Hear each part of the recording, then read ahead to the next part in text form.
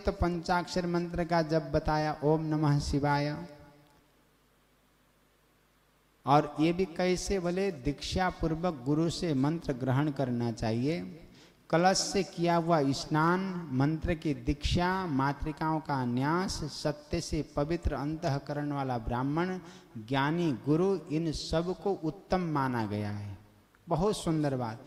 कुंभ स्नानम मंत्र दीक्षा मातृक्या न्यासमेव च ब्राह्मण सत्यपूतात्मा गुरुर्ज्ञानी विशिष्यते। हम लोग जब स्नान करते हैं तो कैसे भी स्नान करते हैं, परंतु का कलश के द्वारा स्नान करो। मंत्र की दीक्षा जिसने लिया हो, आजकल दीक्षाओं का स्वरूप भी बदल गया है। मंत्र की दीक्षा आजकल अनाधिकारी गुरु के द्वारा अनाधिकारी शिष्यों को भी प्रदान किया जाता है। गुरु कौन है, शिष्य कौन है, इसका बोध ही नहीं है। गुरु वास्तव में इस भवसागर से पार कराने वाला हो, गुरु इस संसार के वस्तु पदार्थ में न भटकाने वाला हो, गुरु स्वयं भगवान की परम पवित्र सत्ता को, उस सत्ता के समकक्षी अपने को मानने वाला न हो महाराज। गुरु स्वयं भगवान के साथ उस अपने शिष्य का संबंध स्थापित करने वाला, अपने जगत के विनाशी शरीर के द्वारा, विनाशी वस्तु के द्वारा अपने साथ संबंध स्थापित करने वाले को गुरु नहीं कहा जा सकता है। वो स्वयं भगवान से जो संबंध स्थापित करा दे, जो स्वयं कहे कि तुम्हारा कल्याण तो भगवान के चरणों से होगा, तुम अच्छा मानो बुरा मानो, तुम भगवान से जुड़ जाओ, तुम्हारा हित वही है, तुम्हारा कल्याण वही है। विशुद्ध रूप से बिल्कुल दो टुक बातों में कह दे कि तुम भगवान से जुड़ जाओ, तभी तुम्हारा कल्याण है।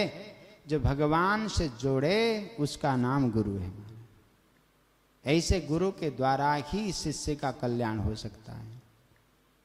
और दूसरे अर्थ में केवल गुरु पूर्णिमा के समय में एक लिफाफा, एक कपड़ा और थोड़े से भीड़ भाड़ में बड़े बड़े तंबू लगाकर माइक से जो ये मंत्र जप कर लेना तुम्हारा कल्याण हो जाएगा, जिस मंत्र को तुम माइक से बोल रहे हो उस मंत्र से तुम्हें ही भरोसा नहीं है तो उस शिष्य का कल्याण कैसे हो सकता है। ये बड़ा कड़वा शब्द है, सुनना तो पड़ेगा। वास्तव में हम लोग कितने ही मार्ग से जा रहे हैं, भटक रहे हैं, हमको ही नहीं पता है। जो भगवान से जोड़ने का संबंध सामर्थ्य न रखता हो, जो स्वयं से अपने संबंध को जोड़ता हो, ऐसा कोई भी गुरु अपने शिष्य का कल्याण कभी किसी काल खंड में नहीं कर सकता। हमने तो ऐसे ऐसे गुरु देखे हैं महाराज, जब शिष्य के पास बहुत धन है, पद है, प्रतिष्ठा है, संपत्ति है, तो उनको कहते कि ये मेरा शिष्य है। जब उनका धन समाप्त हो जाता है, जब उनकी पद प्रतिष्ठा समाप्त हो जाती है, जब उनका सब कुछ चला जाता है, तो उनकी तरफ देखते भी नहीं महाराज। अब ऐसे गुरुओं से भगवान बचाएं सबको। ये बड़ा कड़वा शब्द है, लगेगा सबको, लगना भी चाहिए, क्योंकि वास्तव में सनातन वैदिक परंपरा का जो इस प्रकार का वास्तविक मूल तहस नहस जो हुआ है, ये ऐसे ही गुरुओं के द्वारा हुआ है। और ऐसे गुरुओं को पूजने वाले आप सभी शिष्यों के द्वारा सनातन वैदिक पद्धति का रास हुआ है महाराज। अब इतना कड़वा बोलेंगे तो शायद हमको गालियां तो मिलेंगी, हम स्वीकार करते हैं उन गालियों को, क्योंकि हम सनातन वैदिक परंपरा के मूलभूत तत्व से समझौता नहीं कर सकते महाराज। कुछ भी हो जाए क्या है, हमने तो वैसे भी मरने के लिए एक यात्रा प्रारंभ किया है। हमारा कोई लक्ष्य थोड़ी है कि हम समाज को प्राप्त करें, समाज हमको जाने, 10 गालियां दें, परंतु हम तो चाहते हैं कि हमारा देहाध्यास समाप्त हो जाए।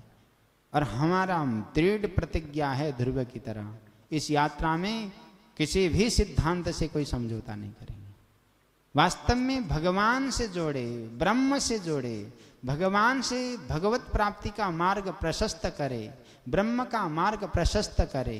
केवल ब्रह्म से संबंधित उपदेशों को धारण करके जगत की प्राप्ति करने के लिए और उसके लिए प्रोत्साहित करने के लिए, चमत्कार दिखाने के लिए, नाना प्रकार के अवयवों के द्वारा झूठे उस संसार की वस्तु पदार्थ को प्राप्त कराने के लिए ऐसे जीवों को तड़पाने वाला, तड़पने वाला, ये दोनों ही नरक के मार्ग को प्रशस्त करने वाले हैं, चाहे शिष्य हो चाहे गुरु हमारा। विशुद्ध रूप से संबंध तो शास्त्र से जोड़ने का होना चाहिए, सिद्धांत से होना चाहिए, संबंध परमात्मा से जोड़ने का होना चाहिए। संबंध भारत की मिट्टी से प्रेम बढ़े ऐसा होना चाहिए। संबंध यहाँ की सरिता में बहने वाली उस सरिता के परम पवित्र जल कणिकाओं में भक्ति का रस सुबासित हो, उससे प्रेम बढ़े ऐसा संबंध होना चाहिए। भारत की मिट्टी से प्रेम हो, संस्कृति से प्रेम हो, संस्कार से प्रेम हो, भारत के परम पवित्र भाव से भारत के भारतीयों में परस्पर आदान करने वाला प्रेम प्रस्फुटित हो जाए, तभी तो हम कह सकते हैं कि सिय राम मैं सब जग जानी, करहूं प्रणाम जोरी जुग पानी। ये ऐसा उपदेश आजकल कोई नहीं देता महाराज। बस तुम हमारे शिष्य हो, हमसे उधर जाओगे तो नरक चले जाएगा, नरक का मार्ग प्रशस्त होगा, गुरु की निंदा नहीं सुननी चाहिए। जबकि गुरु बने कि नहीं बने इतना ही बोध नहीं।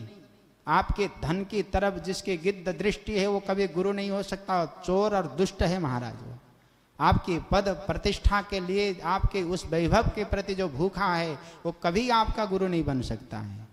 ये बड़ी कड़वी बातें हैं और आप लोग सुनना पड़ेगा। यदि आप वास्तविक भारतीय हो तो सनातन वैदिक परंपरा के मूल मर्म के प्रति आप लोग सोए हुए हो, कभी जाग नहीं सकते, क्योंकि भगवान ने ये सोच लिया कि आप उस परम पवित्र सनातन वैदिक परंपरा के मूल मर्म के प्रति आपका कभी चिंतन नहीं हो सकता कि आप कितने सनातनी हो।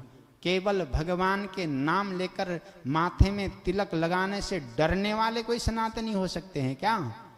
और विशुद्ध रूप से जो वैदिक वेद मंत्रों के दिव्य भाव को धारण करने वाले वैदिक ब्राह्मणों के प्रति भी मैं कह सकता हूँ, जो केवल वेद के मंत्र पढ़ते समय धोती पहनते हों और उसके बाद फिर जींस के पैंट पहन के चलते हों, महाराज आपसे भी धर्म बचने वाला नहीं है। ये बड़ा कड़वा शब्द है, आप लोगों को इससे बड़ी तकलीफ तो होगी। कम से कम अपने परिधान को पहचानते, अपनी भारतीय संस्कृति और परिवेश को पहचानते, शिखा और सूत्र के मर्म को जानते, वेद के अंतर मन के उस करुण क्रंदन को जानते, उनकी संतति किस प्रकार किस ओर जा रही है उसकी पीड़ा को जानते।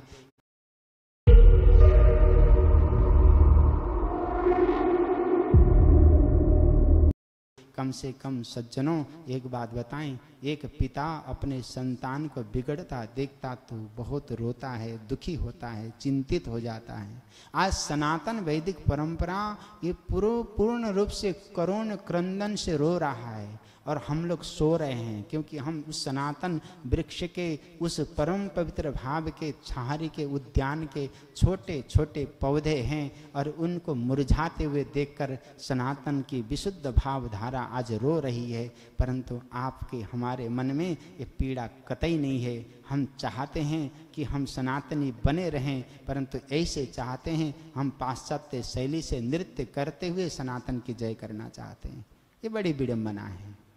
माने तो भारत में गुरुओं की कोई अभाव नहीं है, माने तो भारत में किसी प्रकार से सनातन वैदिक परंपराओं के दिव्य भाव में रहने वाले भक्तों का कोई अभाव नहीं है, परंतु वास्तविक रूप में सनातन के लिए आप लोग कितने पीड़ित हैं, कितने दुखी हैं, कितना आपका मन रोता है, ये तो भगवान जानते हैं या आपका मन जानता है। आप स्वयं एक कमरे में बैठकर चिंतन जरूर करना इस विषय में। मेरा कहना इतना ही है कि गुरु कैसा होना चाहिए महाराज, जो भगवान से जोड़े। कलश से किया हुआ स्नान शुद्ध माना जाता है, मंत्र की दीक्षा पवित्र मानी जाती है, मातृकाओं का न्यास बड़ा सुंदर, सत्य से पवित्र अंतःकरण कितना वो है।